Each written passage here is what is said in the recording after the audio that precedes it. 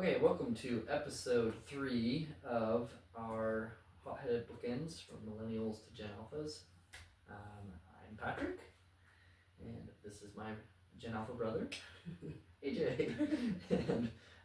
So last week we talked a little bit, or I guess whenever we did this last, we talked a little bit of some of the inventions, showdown. We did some stereotypes.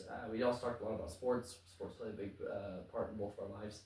I shared a story about some of my high school games, or high school fun episode. You should go listen to it if you haven't already. Today we're going to talk about a shared hobby that we have, specifically in the board game area. We, as a family, honestly, actually, growing up, we didn't necessarily play, from my perspective, right?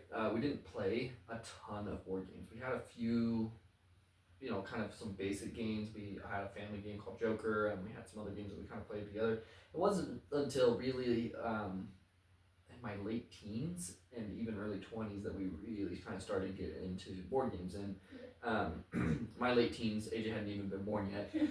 And so basically, this is something you've grown up with your whole life, right? Yeah, for sure.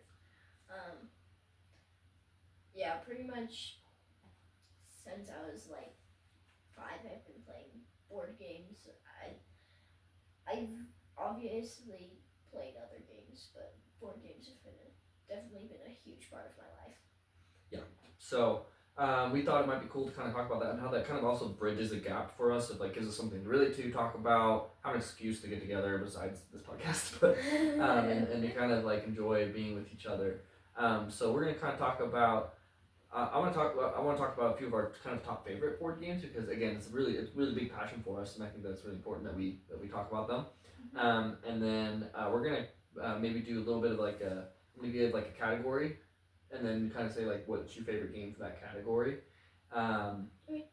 Then after that, we'll kind of talk again a little bit more about some of our favorite games, some of our shared experiences together. We have a family game that's Pinochle. All of us play Pinochle. In-laws who come in to the family learn how to play Pinochle. It's kind of our family game that we put together. We have some other things too. Then we'll talk some triumphs and failures, the board game edition, and then we'll talk about our other brother, who's 2 years older than Winter. 2 years older. His name is Winter. He will have a game with emojis. I don't Guess know. the emoji. Guess the emoji. What they're supposed to mean. I'm not super prepared for it. We'll see. We'll see. It's kind of a newer thing, but I think it looks fun. So it's an innovation from AJ's side. So we're happy to do that. So let's talk about some top board games. So first off, some of my top board games that I like playing right now are Ark Nova.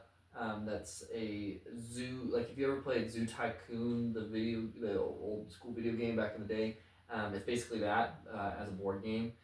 Spirit Island is another favorite of mine. Really like Dune Imperium, especially the Uprising. The movie's pretty good thing too. Yeah, obviously based off the movie is really good. Seven Wonders is one of my more basic games that I really like bringing into play. Marvel Legendary. I've also played some legacy games you play kind of once over a campaign and you permanently alter the game. So Clank Legacy, Acquisitions Incorporated. Did you play that with somebody or not? You haven't played that yet. I haven't played Clank Legacy. I've played basic Clank once. You should. Once, maybe twice. I think you would very much enjoy Clank Legacy. Actually, basically the only legacy game I've played is the legacy game that Brayden made for us. My second oldest brother. He made Legendary Legacy for me and my dad and my other brother, and so that's how big of board game nerds we are, especially Brayden and in particular. He's the biggest nerd of us, and in the kind of the groups that I run around, I'm the big board game nerd, but then I come and play a board game with some of them, and it's I'm not even close. And he would probably also tell you the same thing. Yeah, I'm not even close. But he's the one that goes to the board game conventions, right? Yes, they are a thing. He's designed quite a few. Yeah, he's also designed games, and that was kind of actually a thing that He did. Like growing up as well. Maybe this is again like kind of me reminiscing and telling you more about my life than you knew. Is like growing up. I was a lot older than all the other cousins, especially on mom's side of the family. And so I tended to actually hang out with the adults. Boggle was a big game that we played a lot. Okay, we played mom and Morfar. Morfar is a Swedish name for grandpa, so it's mom's dad. Mom and Morfar and my aunts and uncles would all play Boggle, and so I would play Boggle with them, and I was finding much simpler words than they were. It's kind of you almost put together like a find a word on like a bunch of dice, and then you go find words on it.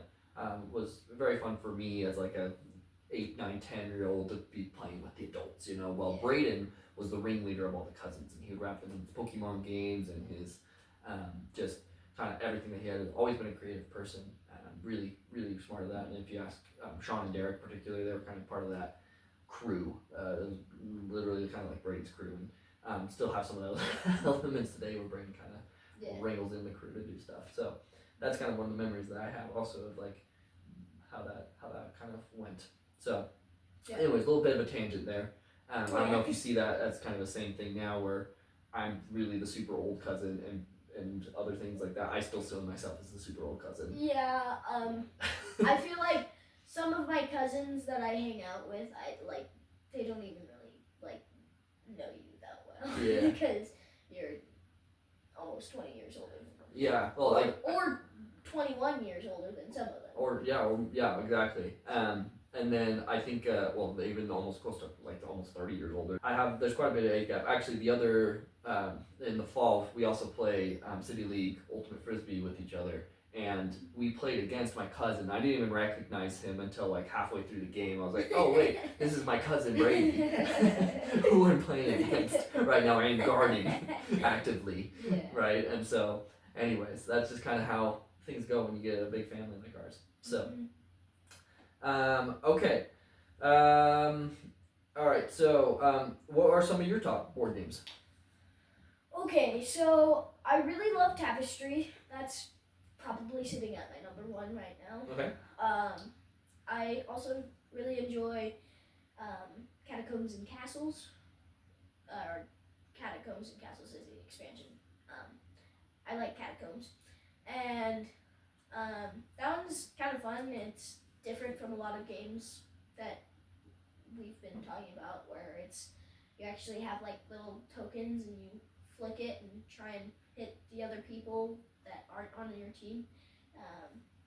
And it's kind of like Slay the Spire in a way because you like go through different like levels and then a dungeon crawler is what those are typically called.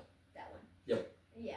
And I really enjoy that game. I also really love Slay the Spire. They recently made a board game of it, and it's up to 4 people, and I think that they did a really good job with it, with making it 4-player and adjusting how some of the things work. It's an adaptation from a digital game that you can find on Steam or even a mobile platform. Yeah. I also like Pinochle, like we were talking about. Pinochle is a trick-taking game, kind of like Hearts. Hearts is the most popular trick-taking game where you play down a card and the best card, quote-unquote, wins, and then you try to win the most rounds, essentially. It's very similar to that. It has a little bit of a bidding, pseudo-gambling portion of it, too. Yeah. Quite fun. Yeah. I also like Seven Wonders, like Patrick. It can fit a lot of people, which I like. And it's pretty simple, but also really fun, and it has gotten quite a few expansions too. So yeah, the expansions make it a little more complicated than like the base game, but I very much enjoy it. It's one of my top games for sure. And it's even branched into like Seven Wonders Duel and Seven Wonders Architects, which are like different spin-offs of the game. Like Seven Wonder Duels is just a 1v1. So it's nice for if you don't have a bunch of people that you. Have you seen the Lord of the Rings skin of Seven Wonders Duel? No. Everybody's raving about it right now. That sounds sick. And it sounds like it's even better than Seven Wonders Duel. Oh, that's cool. Because Seven Wonders Duel is really good. Yeah, I enjoy Seven Wonders Duel for what it was. but apparently the Lord of the Rings. Maybe we'll have another episode about our nerddom fandoms in the future. That tends to also go hand in hand with board games and other things too. So, okay, so here's a question for you then. Do you think complex board games are a blessing or a barrier for younger players like yourself, or as you were growing up, trying to be part of that? Yeah. That's a good question. I think it really depends on like the kind of person you are, because like for instance my cousins, like most of them don't really play much board games, and so it would probably kill them. Be a deterrent. Yeah. At a minimum. But like for me, my family kind of like when I was born, we were kind of like already playing games, and so like I kind of got this like build up, and I was like, oh, games are really fun.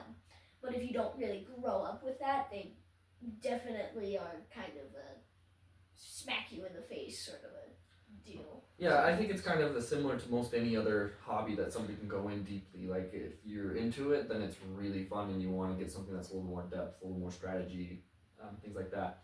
The problem I run into is that it's very rare to have a group of people, which is why I'm glad that my family is this way. But for instance, I have a neighborhood game group, and it's hard for me to get games to the table that I really like because they're longer, they're more strategic, they take a little bit more thinking, whereas they tend to like a lot more kind of it's simpler mechanics, and put it together, and it's more kind of about like being together and funness, which I'm all for. A lot of times I still play with them most weeks, right? Mm-hmm. But I kind of enjoy coming to my people and getting something deep and strategic, and that really kind of gets me going on it. So for sure. Okay, well, I think that kind of leads us kind of into like some draft categories. I got 5 categories for you, okay? And you'll kind of go first on like what you feel like the best game for that, and then I'll add in mine. So, speaking of newer players to the game, what is a good, the best introductory game that you like? It's like new players or something that's quick and fun. Ooh, I've not thought much about that.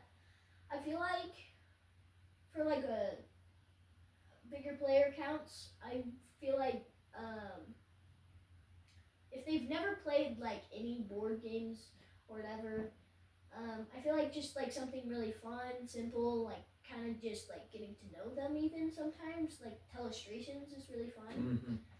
Many laugh over Telestrations. Yes, you can get some very funny things. Explain the concept of Telestrations for somebody who doesn't know it. If you don't know what Telestrations is, basically you get a prompt, and then you have to either write or draw.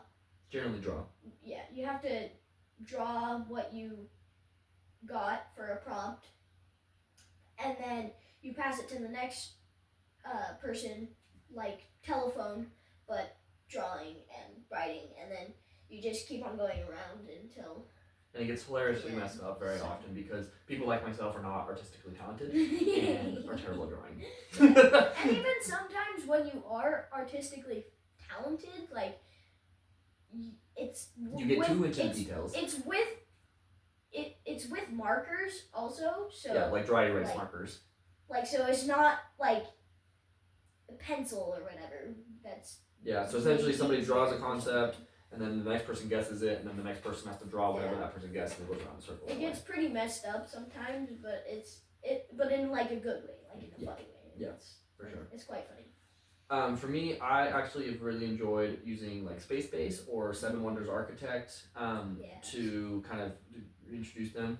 Space Base is like a little dice-driven game that kind of you are still interactive on your non-turns. You're building up a little spaceport with the best dice, and it introduces like the concepts of buying cards into your space. Port also introduces the concept of victory points, things like that, and dice rollers can be fun. Seven Wonder Architect has like 4 actions that you can do, but it also introduces a lot of concepts of like how to build for points and things like that. So I find that really good. I was introduced into board games more hardcore board games, with like Settlers of Catan. That's a pretty classic one. Yeah. For people to get introduced into it, or Ticket to Ride is another Yeah. one. Those are two very classic introductory, like trying to get somebody into the board game space types of games. So Yeah. that's definitely that. I think one of the first hardcore games that we played was that I remember playing. Braden and I, we went to we were college roommates for a year before he got married, and then we went to a board game store and they had a rent a board game plan, and we asked them like what was the most expensive board game that we got, because you could rent it for like 10% of the cost or something like that. So we're like, sure, why not? Sounds like fun. Yeah. And we got legendary Aliens. So like the movie Aliens and Alien vs Predator, etc. It's based off of that, and it took us a little while to learn it, but we were hooked right after that. And so ever since then, we've invested in Marvel Legendary. Dad's trying to own every single one of those expansions that are out there. He has almost all of them. All of them. He's just missing a couple of the outer prints, but we're working on that. So, yeah. So anyways, that's kind of where we're at. Okay, so moving into that theme, what is your favorite like deep strategy, long playtime, hardcore game? Tapestry. Yeah. It's explain Tapestry. So and why you like Tapestry is it's kind of like a science-y, fiction-y game, and where you have like you each have individual roles that you are, and like give a couple examples of what you could be. You could be a genie, or engineers or river folk, or just like all kinds of like they have like a stack of like that big of like just like cards that you can. It's a unique playing style and role that you take on. Yeah, and you have like these individual tracks that you can go up on. And on your turn, you have to spend resources to go up on those tracks, and those tracks get you different things, like placing out little houses onto a separate board where your own board. Yeah, there's a lot of things. Essentially, you are exchanging resources to move up on advancement tracks, and as you move up the advancement tracks, you unlock certain bonuses that give you more points or more abilities to do things. Yeah, pretty much. Yep. And then from my end, I love Dune Imperium Uprising. I think it's one of the best games that we have right now, as well as Ark Nova. They're kind of tied for me. Dune Imperium Uprising is like a good mix of deck building, worker placement, obviously under the theme of Dune. Has a ton of unique cards, unique strategy play. Has a 6-player semi cooperative like 3v3 versus mode that I find excellent. And Ark Nova also, it's a deck building, engine building game. So an engine building is kind of like you're trying to add momentum to what you're doing to kind of expand into the win. So, okay, best large group game for you. Ooh, large group, Blood on the Clock Tower. I thought you might say that. So Blood on the Clock Tower is a social deduction game. Social deduction games are like Werewolves is a very common social deduction game. Mafia. It's basically just werewolves, but everybody has a different ability. In the sense that you take on a role, and then you have a unique ability to your role. Mm-hmm. So basically, just like amped up werewolves. And it has like certain like timestamps of where certain things have to happen, and you have exacting discussion time. Yeah, it's fun. Like you like can go off like in like separate places and talk, or a lot of drama. You can do group talking. If you're ever in theater, this is the game for you. Yeah. Yeah. We've had some very fun. And there's a lot of lying in this game as well. You're trying to deceive other people of like what you are not and what you are, and trying to ascertain who is the real bad guy. It's kind of like murder mystery-ish as well in that respect. For me, I love Between the Two Castles of Magic and Ludwig. Oh, that's awesome. It can a lot of large group games are very like party game like. think of like just like kind of like apples to apples, for instance, is a classic party game where it's like everybody puts in a card and then there's a judge and ha ha ha hee hee ho, right? Type of game. I don't think they have a time and a place.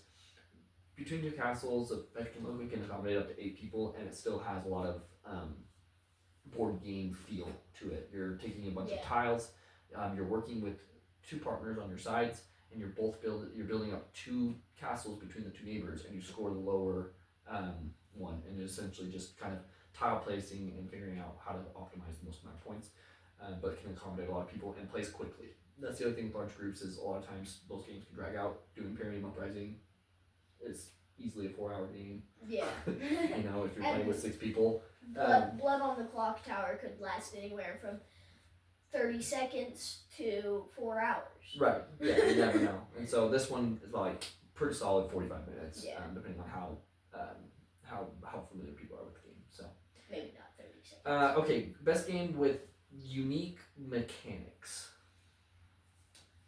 Can you elaborate on that? Like, just feel different than other games that you typically play.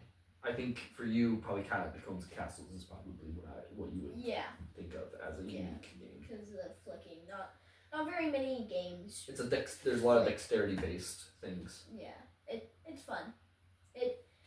You have you can get power ups too, and or maybe you get a armadillo, and then you have to roll the thing on its side and then it does double damage or something like that.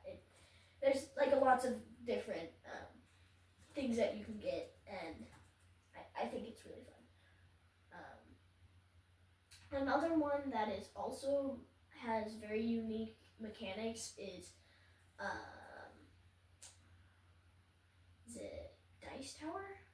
Is that the one I'm thinking of? The one where you have the target on the table, and then you have to roll dice onto the target. Oh yeah, I don't remember what that was. I think it's called Dice Tower, but you have to there's this target on the board, and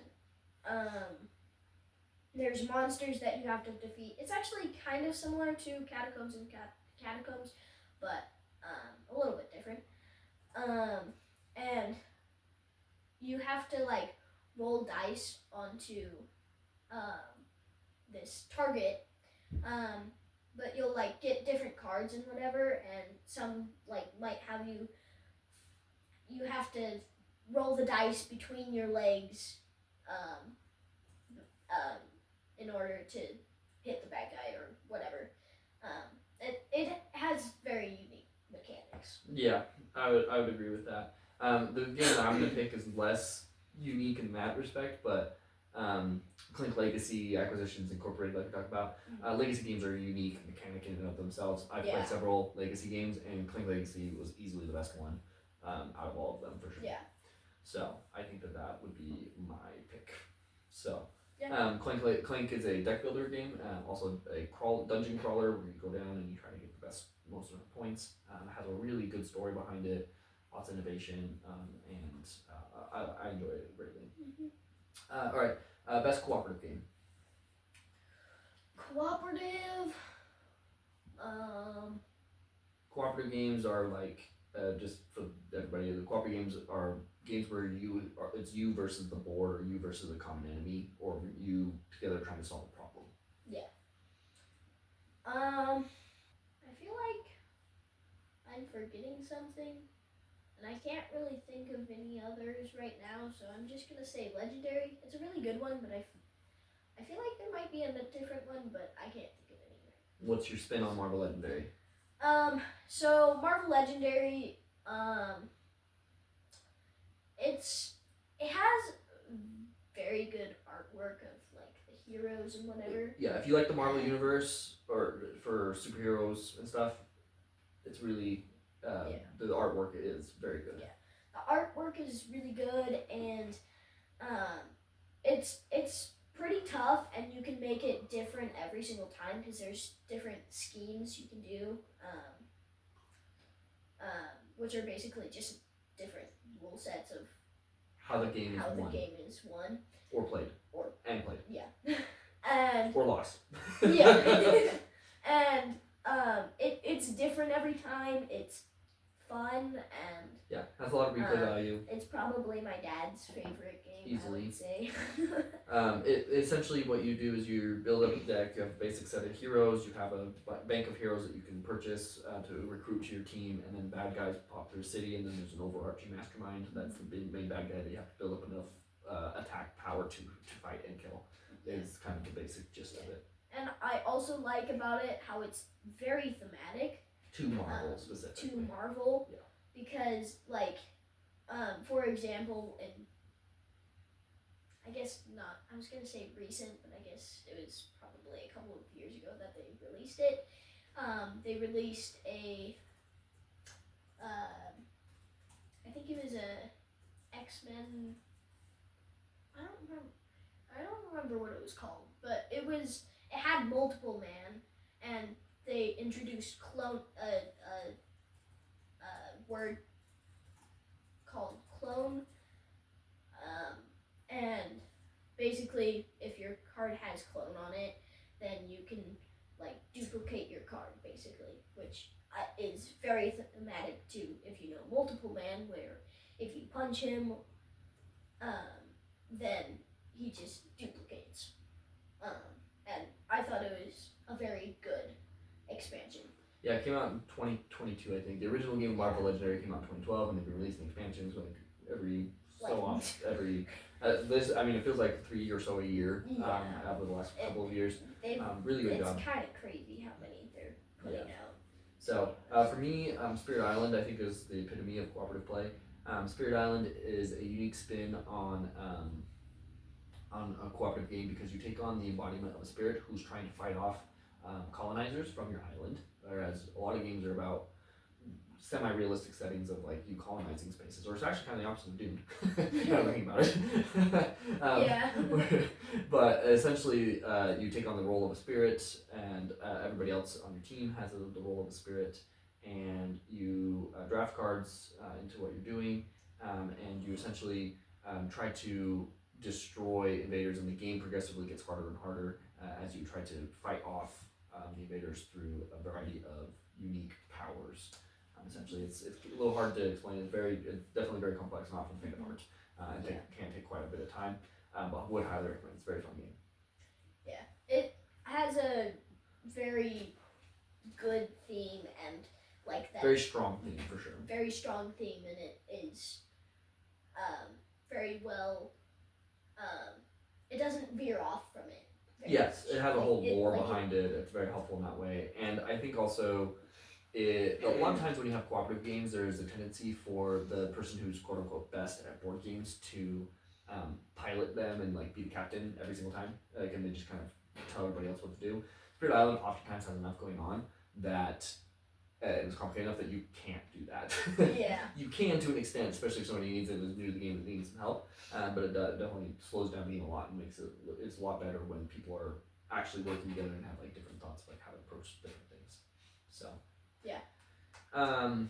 So yeah, and so let's kind of move along now and just kind of talk about how do you feel board game has been a bridge between your older siblings and you?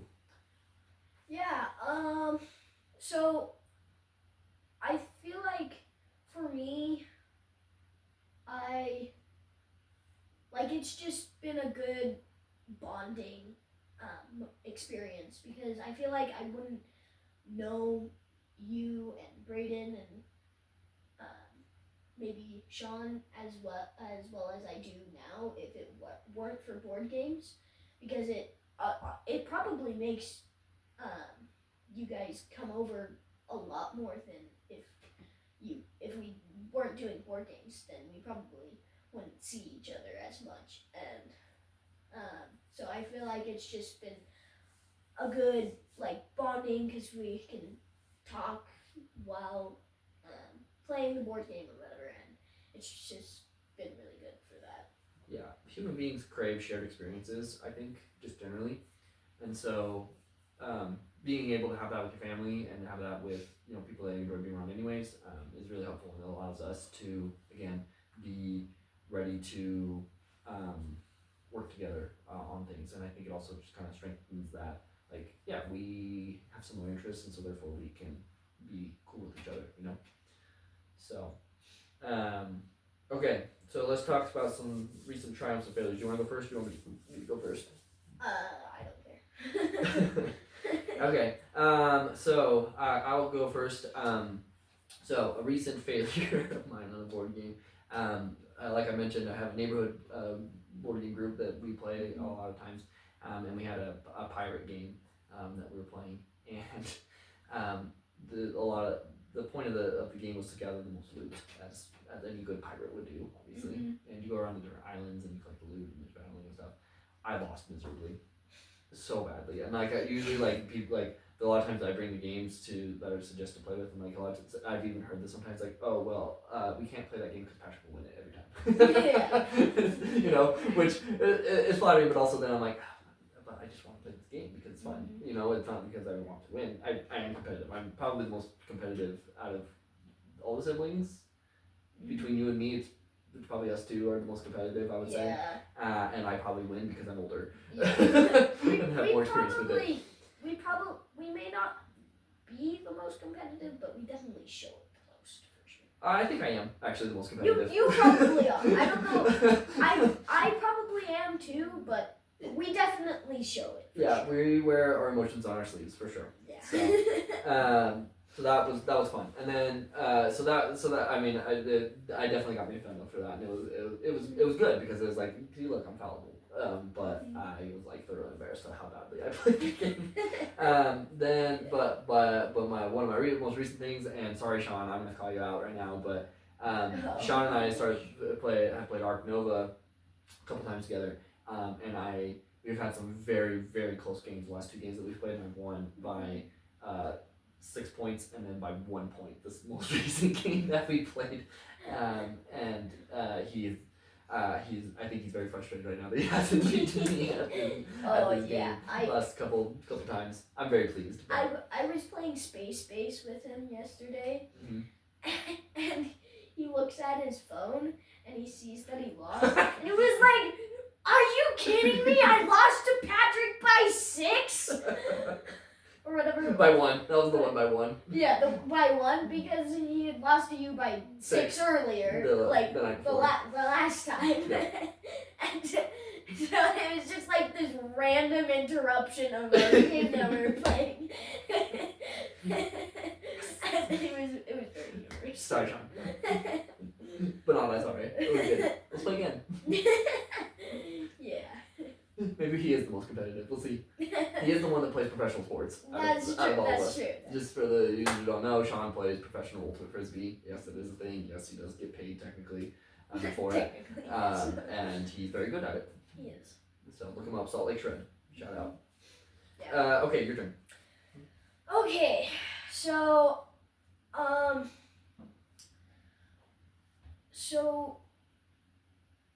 the most recent one that I had, the most recent one that I had was actually yesterday when we were playing Space. And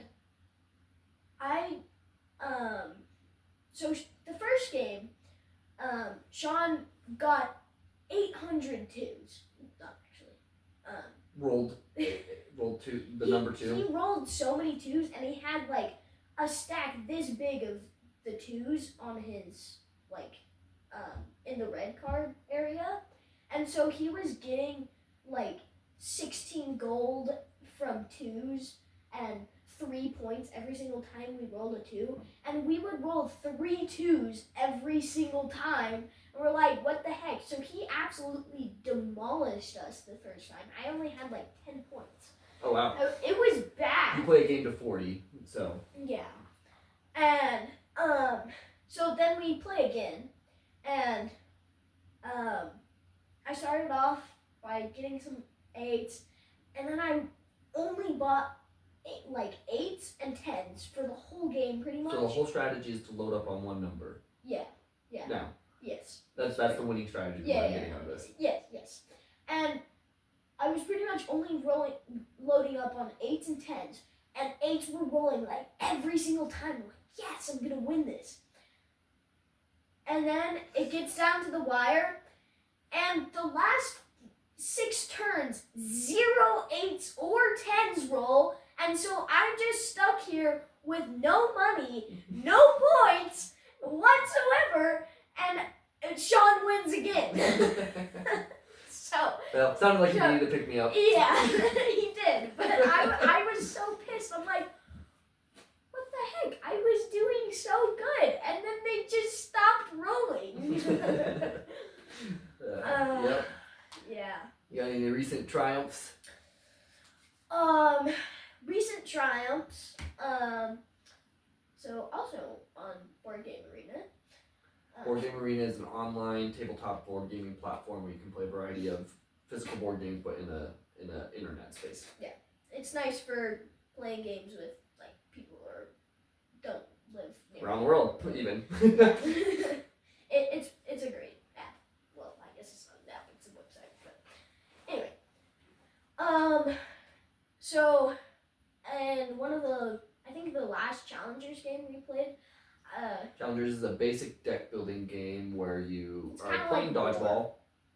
And it's kind of like war essentially, Capture but the flag. you're playing capture flag, not dodgeball. And you essentially, whoever has the flag at the end of the game wins. You have certain cards that are stronger than have different abilities that affect the way you shuffle the deck, and you play the cards out and you hope that you win. Yeah. So this most recent Challengers that I played, well, actually before that, I had like been losing a ton, and I'm like, what the heck? What is happening? And then a couple of times ago, I got like 3rd or something. I was like, dang, I was so close. I think I actually like tied with you or something. And then this last game, I was like, okay, I need to do something here. And I got like a ton of cards because I had 3 butlers, and butlers make it so that you can hold more cards basically. And then I ended up getting to the final showdown by like 1 point. Yeah, that was dumb. I think it was over me actually. I thought it was over Winter.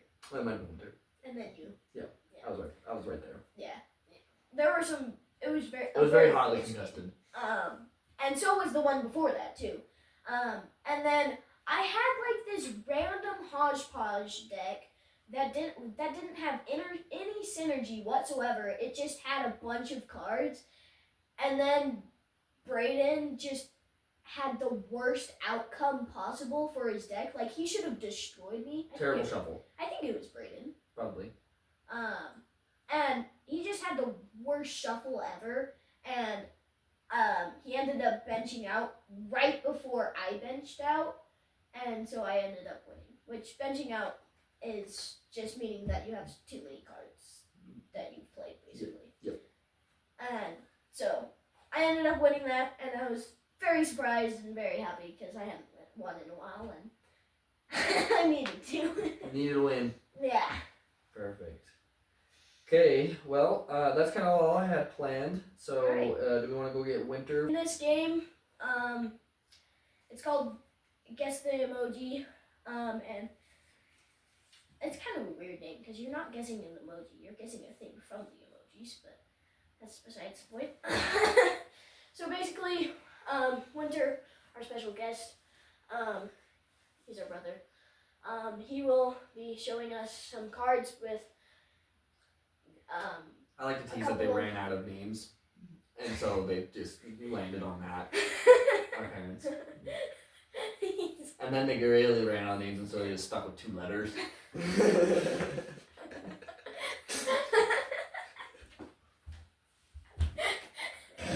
Winter's dying over there.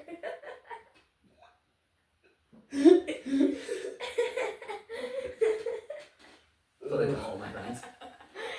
Amazing. And they're like, yeah, that's a weird name. I'm like, you should hear my younger brother. They only got 2 letters.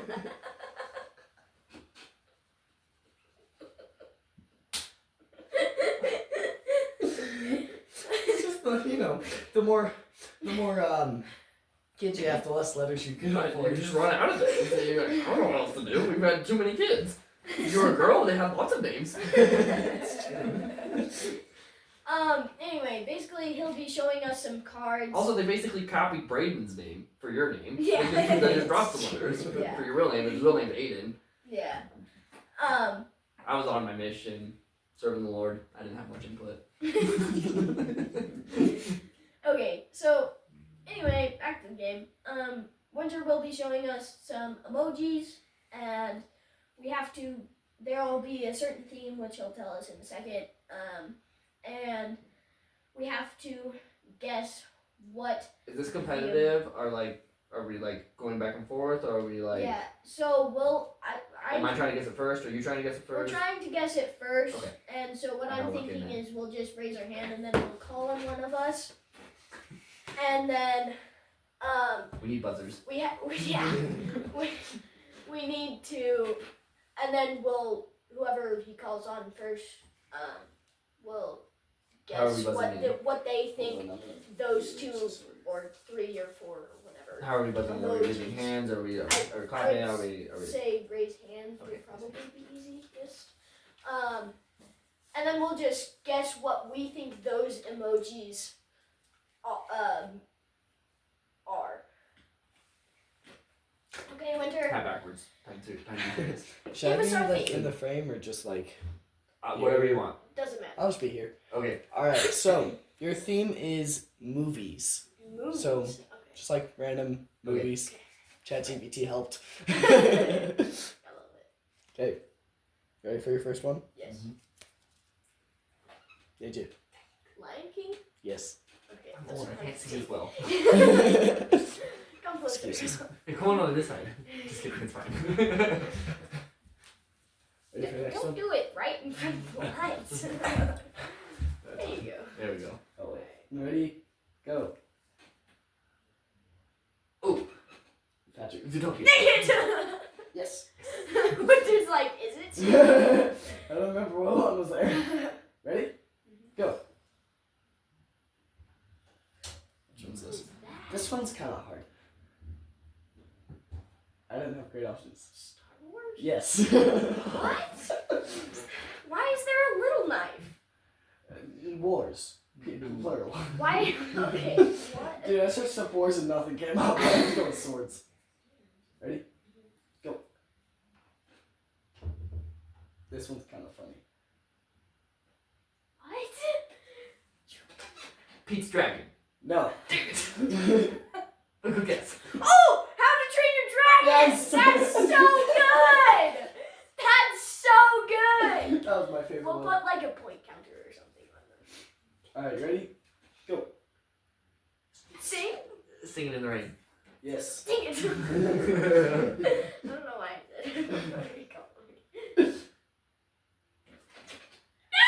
Patrick was finished. The Titanic. Yes. I think we're tied. I don't know. Wait, come right up. Yo-yo book. This one's a little bit tricky. What the heck is a yo-yo book? What? Think about it.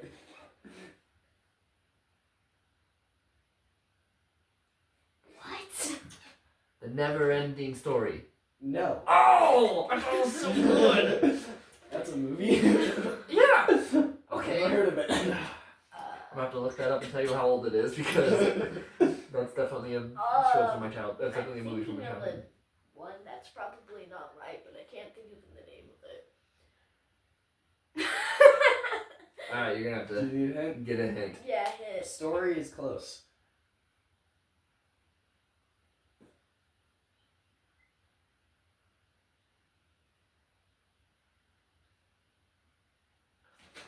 Toy Story. Oh, dang it.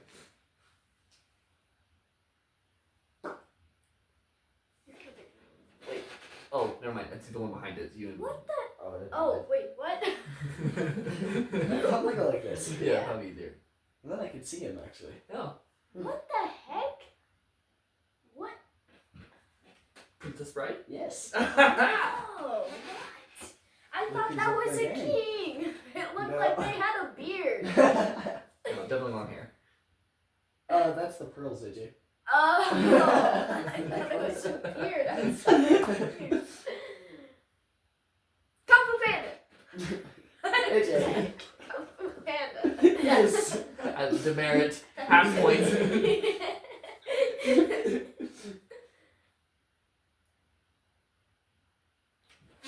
Land before time? Nope. That's what I was gonna say. What the heck? The Good Dinosaur. That's what I was gonna say. Ice Age. No. Jurassic Park. Yes. Oh, crap. How is that a park? And that's why I searched up what park. It's like a national Yeah, park. I searched up Oh, park okay. and that's what Yeah. came up. It's- Alright, final two. I don't know why this paper's so big. I have no idea who was first.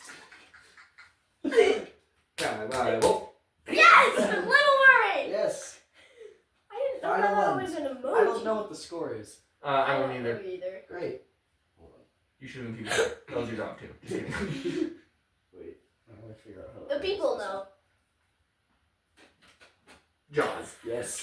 Aha! I think I won. I think Patrick I won. think Patrick. I think it was 7 to did. 5. Alright, I'm gonna have to show you guys the never-ending story. Alright. Well, that kind of wraps us up. This is our introduction to Winter. Winter will be representing Gen Z at some point, I'm sure. In future endeavors. Stay tuned. We'll have a very special episode next time around. It's gonna be a fun one. We'll go You'll from there. you'll wanna watch that one. That's all we're That's teasing. a good one. All right, that's it.